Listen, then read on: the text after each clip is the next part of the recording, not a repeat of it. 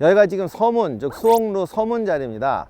근데 이 성이 일반적인 수군 기지가 아니고 사실은 서해안의 굉장히 방어 거점이에요. 그러니까 수군 절제사가 거주하는 굉장히 큰 수군 요새입니다.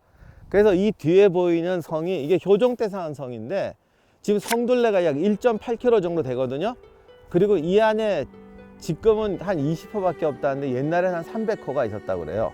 그리고 지금 요 옆에 항구도 있는데 이게 항구 포구에 있는 위에 이제 산이 올라와 있어 가지고 그 산을 전체로 감싸면서 포구를 지킨 성이라 굉장히 큰 성입니다. 그리고 동학 농민전쟁 때도 여기가 불탔다는 소문이 있는 거 보니까 그만큼 이제 중요한 거점이라는 거죠. 왜냐하면 서해에서 100km 내려오다 보면 이 아산만 여기 이렇게 하면서 이제 중간에 거쳐가거든요. 그래서 여기가 물류도 이 태안반도 쪽이 또 원래 조선시대에 요즘 말하는 그 모든 젓갈 그런 게 전부 태안반도가 이거였어요. 그래서 태안반도의 특징이 원래 조선시대는 시장에서 물건을 구별하는 게 아니라 어느 땅을 가지고 있어야 됩니다. 뭐 소금 나는 지역 이런데 태안반도가 워낙 그 주 생산지니까 이 태안반도에 있는 요 뾰족뾰족한 포구들을 다른 군에서 막 가지고 있는 거예요. 멀리 떨어져 있는데 여기는 A군 지역, 여기는 B군 지역. 그래서 여기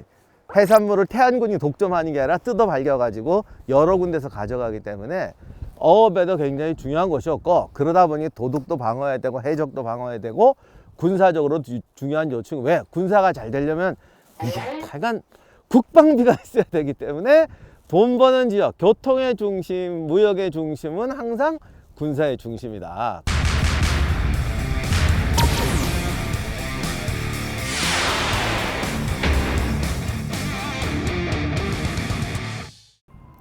저희가 동문 쪽에서 보면은 이게 뭐 뭔가 이 정말 독특한 분위기를 주는 요새인데, 이 서문 쪽에서 와서 보면 꼭 읍성 같잖아요.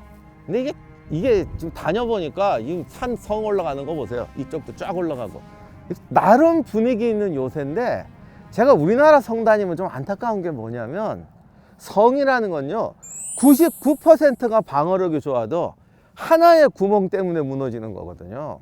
아무리 멋있으면 뭐해, 뒤에 뭐 어디 뻔한 데 있으면 무너지는 거거든. 근데 중요한 건 읍성은 사람이 다녀야 되니까 요 낮은 지역, 요 산과 산이 항아리처럼 감싸 가지고 딱 만나는 요 지점에 제일 큰 문이 있는데, 메인문처럼 문이 있는데 여기는 어떻게 지키냐는 거예요. 그래서 성에 요 1%의 방어 취약 지역가 생기는데, 그러면 그건 뭘로 커버해야죠? 기술로 커버해야 돼요. 요 기술로 커버하는 부분이 좀 부족해요. 지금 보시면 이거 이렇게 올라가잖아요. 그래서 그냥 멀쩡한 성문 같잖아. 근데 막상 들어가면 안쪽에 경사가 좀 높아서 마치 그동안 여러 번 보셨지만 암문처럼 됩니다. 그러니까 성을, 지난번 죽주산성도 그랬잖아요. 성문 딱 들어가면 갑자기 지대가 높아지면서 안에 이렇게, 그러니까 임시로 방책을 막아서 성문 안쪽에 이중성처럼 할 수 있는 구조가 되어 있긴 한데, 그래도 좀 안타깝죠. 여기다가 좀 이런 것도 올라가고 뭐 좀 막 있어야 이 캐슬 어택 조회수 10만 원이 나오는 건데, 그런 게 좀 안타까워요. 그래서 그냥 역사적 교훈으로 저쪽에서 보니까 성 훌륭하잖아요. 해안에서 쫙 올라가고, 그럼 뭐 하냔 말이야. 글로 공격 안 한다고 일로 공격하지.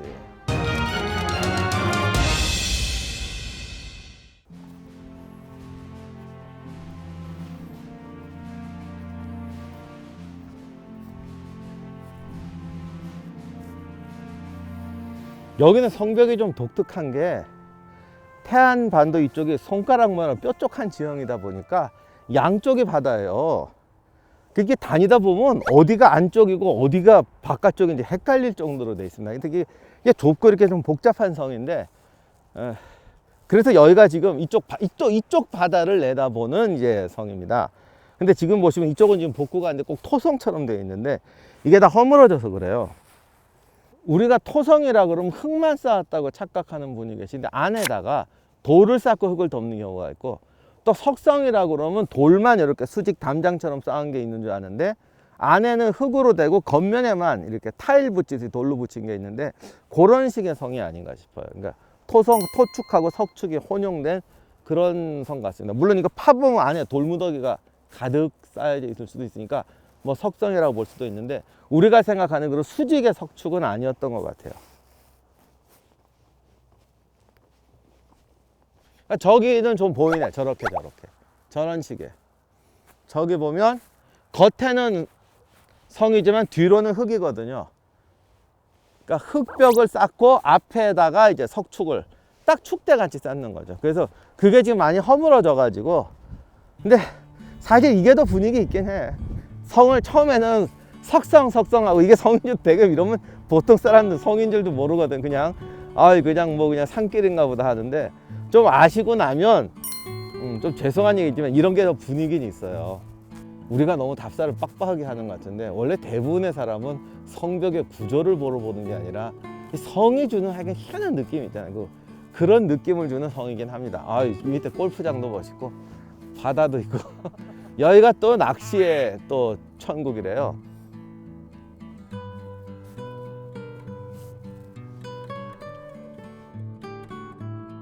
안흥성 안에는 태국사라는 절이 있습니다. 지금 추정하기는 여기가 아마 그 군사령부가 있던 자리가 아닌가, 또는 병사들 주둔지가 있던 자리가 아닌가, 이렇게 추정을 하는데, 조선 후기가 되면은 중요한 요새나 산성에는 반드시 사찰이 생깁니다. 왜냐하면 이 성벽을 관리해야 되는데, 이게 이제 일반 백성을 동원해서 하는 것보다는 차라리 승려들한테 맡기자 그래서 승려들이 하고, 또 전국에 이제 승군 조직, 임진왜란 이후로 승군들이 이게 참 훌륭하다는 걸 알아가지고 승군 조직을 만들거든요. 그래서 여기가 이제 요즘 말로 하면 승군 사령부도 있고 수군 사령부도 있고 병사도 주둔하는 지역이었기 때문에 그 자리가 지금 아마 사찰이 된 게 아닌가 싶어요.